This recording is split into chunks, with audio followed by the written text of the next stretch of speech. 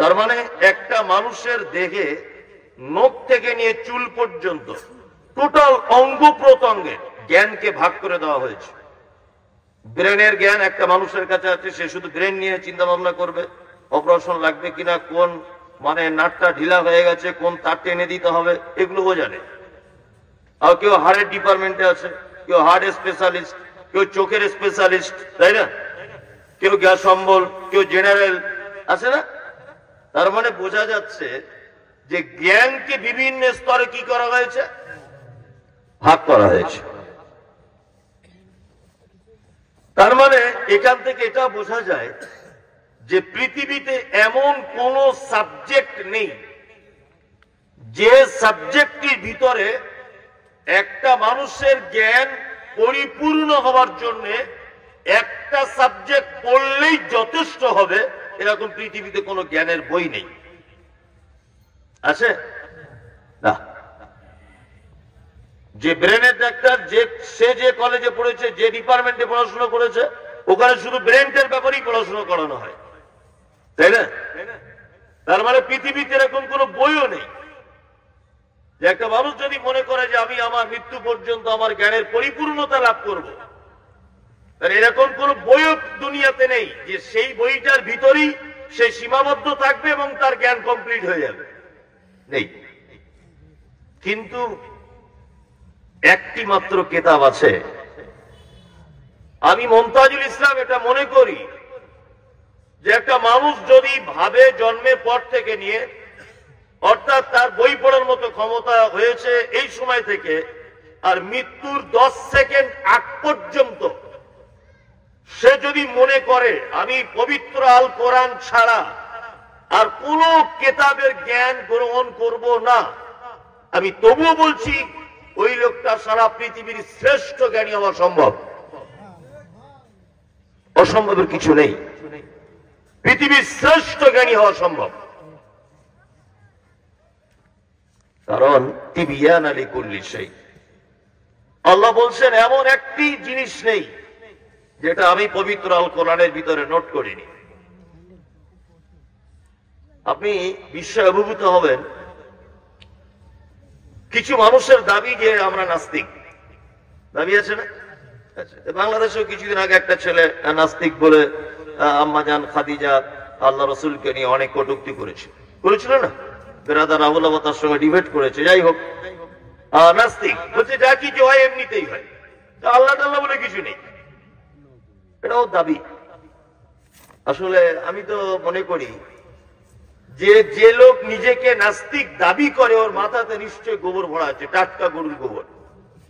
তাছাড়া নাস্তিক হলো কি করে? নাস্তিক হবার তো কোনো জায়গা নেই। ও কত জ্ঞানী যে ও নাস্তিক হয়েছে? নাস্তিক হবার কোনো অপশনই নেই। যদি বলছেন কেন, দেখবেন কর্তা ছাড়া কোনোদিন কর্ম হয় না। হয় এই মাইকটা আমি কথা বলছি, এই সাউন্ড সিস্টেমের যে আবিষ্কার, আচ্ছা বলুন তো আবিষ্কারের পিছনে একজন আবিষ্কারক আছে না নেই? আপনি বিরিয়ানি খাচ্ছেন, খুব টেস্ট বিরিয়ানি, আপনি খেতে খেতে খুব স্বাদ গ্রহণ করছেন, খুব করছেন, আলহামদুলিল্লাহ সুবহানাল্লাহ খুব করছেন। বলুন তো এর পিছনে একজন রাঁধুনি আছে না নেই? না ওটা এমনিতে হয়ে গেছে? রাঁধুনি আছে। আপনি ভালো একটা গান শুনছেন, তার পিছনে নিশ্চয় একজন গায়ক বসে আছে, আছে না? তার মানে পৃথিবীতে কোন কাজ কর্তা ছাড়া সম্ভব নয়, কর্তা লাগবে। এই যে পূর্ব দিকে প্রতিদিন সূর্যটা উঠছে, আর পশ্চিম দিকে ঠিক নির্দিষ্ট টাইমে তার আলো কমিয়ে সে আবার চলে যাচ্ছে। দুপুর বেলাতে ঠিক মাঝখানে আর একটু বেলা হলে ওইদিকে একটু হেলে যাচ্ছে, তাই না? আর একটু বেলা হলে আর একটু হেলে যাচ্ছে।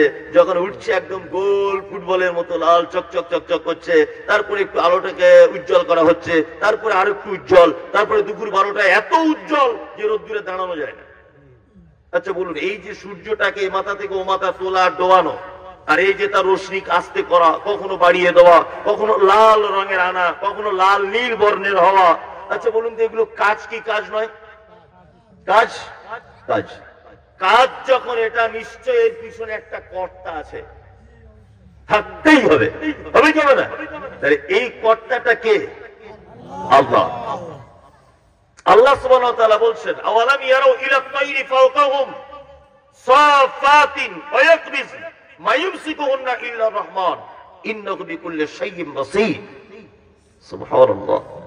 ওইজন্য ভাই বলেছেন আগে যে কোরআন পড়ুন, কোরআন পড়লে সব পাগলামোর ওষুধের ভিতরে আছে, সব পাগলামোর ওষুধ আছে। নাস্তিক পাগলামো করছে, ওর ওষুধ আছে এখানে। ও কাফের নিজেকে বলছে যে আমি কিছু বিশ্বাস করি না, ওর ওষুধ আছে এখানে। ও মুশরিক, ওর ওষুধ এখানে ভরা আছে। অনুনাজ্জিলু মিনাল কুরআন মা হুয়া শিফা। আল্লাহ তো ওই কারণেই বলছেন কোরআন অবতীর্ণ করেছি মুমিনদের কি আরোগ্যের জন্য। এখানে আরোগ্য বলতে কি? প্যারাসিটামল ওষুধ আছে এর ভিতরে? কি এর ভিতরে মধু রাখা আছে? এর ভিতরে নাপা ট্যাবলেট আছে নাকি?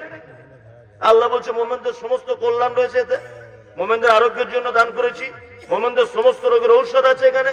এখানে ঔষধ বলতে গোলাম হোসেন ফার্মেসি যে ঔষধ পাওয়া যায় ওটা নয়।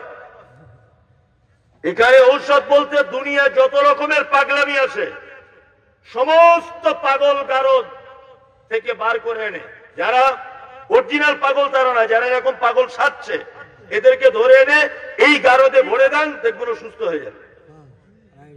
ও সুস্থ হতে বাধ্য। এই দেখুন আল্লাহ তাআলা একটা মজার কথা বলছে।